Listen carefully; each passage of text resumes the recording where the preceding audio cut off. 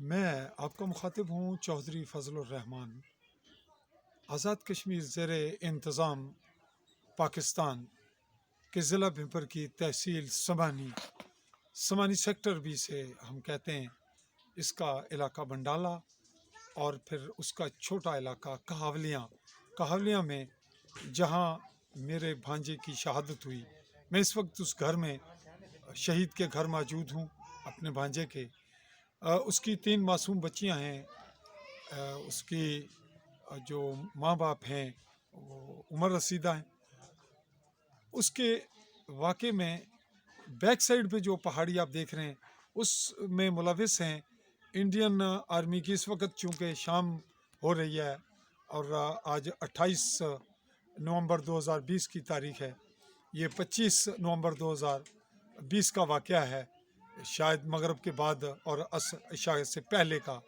तो इन पहाड़ियों से उसको टारगेट करके 3 फायर उस पर किए गए। पहले फायर में वो वापस चला गया और उसने थोड़ा वक्फा दिया ताकि अगर उसको टारगेट किया जा रहा है तो वो बच सके। उसका एहसास उसे हो चुका था।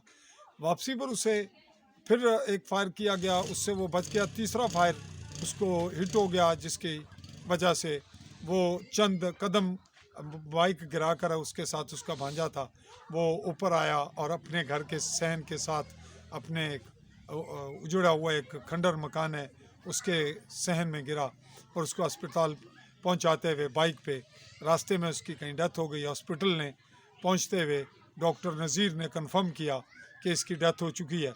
अब यहाँ पे जो असल हकीकत ये है कि LOC पे रहने वाले, यहाँ बैक साइड पे जो आप देख रहे हैं गढ़ी का मकाम है, ये बिल्कुल 0 पॉइंट पे मेरे अजीज़ो अकारब रहते रहे।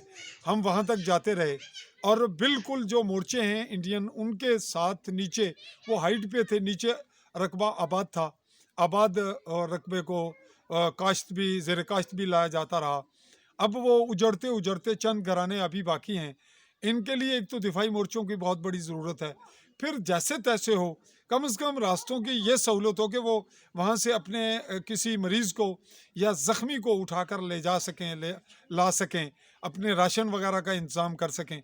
ये जब सीज़ फायर होता है उस दौरान अगर कोई ज़िम्मेदार तरीन रियासतें होती हैं तो ये वो लोग जो दिफाई लिहाज से अपनी अफवाज जो यहाँ अपनी जिसे वो कहते हैं यानी पाकिस्तानी अफवाज से भी आगे हैं और उनके इर्द गिर्द अफवाज बहुत फासले पे हैं।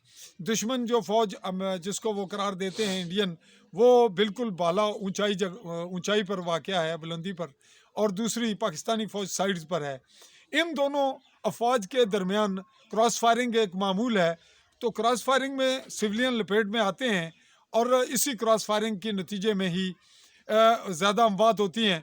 अगरचे इस तरफ से जो है वो भी दुश्मन पे ही फायर होता है और उस तरफ से भी अपने दानिश से वो हरीफ अफवाज हैं वो आपस में फायरिंग करती हैं। लेकिन देखना यह है कि रियासत की हुकूमत जो है वो कम से कम इनको बुनियादी सहूलियात दे। इनके लिए जो बैंकर्स हैं वो एमरजेंसी प्रोवाइड किए जाएँ उन लोगों को जो बिल्कुल LOC पे बिला तनख्वाह सिपाही भी हैं, अपने रियासत की आज़ादी के लिए भी मौजूद हैं, कुर्बानियाँ भी दे रहे हैं। लेकिन सच ये है कि वो कश्मीर की आज़ादी के लिए ख़ुद शायद इस तरह से आज़ादी दें या लें, लेकिन वो उस जगह फंस के रह रहे हैं क्योंकि वो जगह बॉर्डर बन गई। अब इस बच्चे के साथ जो वाक़या पेश आया उसको टारगेट किया गया। उसकी 3 मासूम बच्चियाँ हैं जो यतीमी की ज़िंदगी गुजारेंगी। 10 लाख रियासत की हुकूमत ने फौरी मुआवजा जो है वो DC भिम्बर राजा कैसर औरंगज़ेब के थ्रू उसके वालिद को मुहैया कर दिया जो बेवा के नाम चेक है। और उसके बाद बाकी मामलात इसी तरह हैं। उस बच्चे का कोई अपना मकान नहीं है। यहाँ जिस मकान में रह रहे हैं ये इनका मुश्तरका मकान है जिसमें 4 भाई 3 हिस्सेदारान हैं। अब ये अलग होगा और किस तरह से लाइफ गुजरेगी, बाकी वालिदैन कैसे गुजारेंगे, और जो बाकी हैं वो भी यहाँ ख़तरे से खाली नहीं और इसी तरह की ज़िंदगी गुजारेंगे। तो इन हालात में यहाँ बिजली की सहूलियात अभी मौजूद हैं, लेकिन सड़कों के मामलात और तालीम के मामलात और इन लोगों को जो बिल्कुल LOC पे हैं, इस पर तो रियासत की हुकूमत को वजीफ़ा मुकर्रर करना चाहिए। तो अब हम LOC के लोग इन हालात में ये तकाजा करते हैं कि यहाँ अक़वाम मुत्तहिदा का जो रोल बनता है और जो करारदादें पास हुई उसके मुताबिक इम्प्लीमेंट होना चाहिए। और अब वक्त आन पहुँचा है कि आप इस मामले पर अमल दरामद के लिए एक इज्तिमाई अक़वाम मुत्तहिदा का जो रोल है, इज्तिमाई अक़वाम आलम, वो इसका फ़ैसला करें। और दोनों तरफ जो कश्मीरी आए रोज़ शहीद हो रहे हैं, इस तरफ से भी अगर गोलाबारी में जो इंडियन आर्मी के गोलों से मोर्चों से स्लिप होते हैं वो सिविलियंस को शहीद करते हैं या वहाँ मुतासर होते हैं, वो लोग ज़ख्मी होते हैं, उनका नुकसान होता है। और जो इंडिया की तरफ से आते हैं वो भी यहाँ जो पाकिस्तान आर्मी जो उसके इर्द गिर्द सिविल आबादी है वो मुतासर होती है। तो ये बड़े हसास सूरत हाल है, इसमें कई नस्लें बीच चली हैं।